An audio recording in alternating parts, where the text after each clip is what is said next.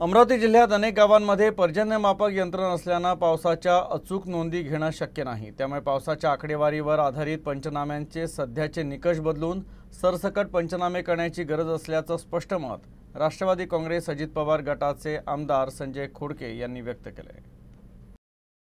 अमरावती जिल्ह्यातील सर्वच पिकांचं 100% नुकसान झाल्याचं आमदार संजय खोडके यांनी निदर्शनास आणलं आहे।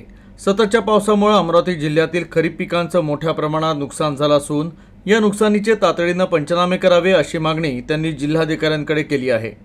या संदर्भात जिल्हाधिकारी कार्यालयाला एक निवेदन देखील सादर करण्यात आलं आहे। या निवेदनानुसार अमरावती जिल्ह्यात गेल्या काही दिवसांपासून सुरू असलेल्या सततच्या अतिवृष्टीमुळे कापूस, सोयाबीन, तूर, संत्र आणि इतर पिकांचं अतोनात नुकसान झालं आहे। आमदार खोडके यांनी स्वतः हिरळ पूर्णा, आसेगाव पूर्णा, कारंजा, बहिरम या भागांची पाहणी केली। तिथली परिस्थिती गंभीर असल्याचं त्यांनी म्हटलंय। अमरावती जिल्ह्यात अनेक ठिकाणी पर्जन्यमापक यंत्र नसल्याने पावसाच्या अचूक नोंदी घेणं शक्य नाही।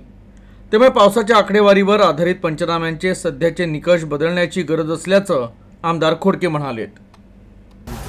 फक्त डेफिशियन्सी आहे थोड्या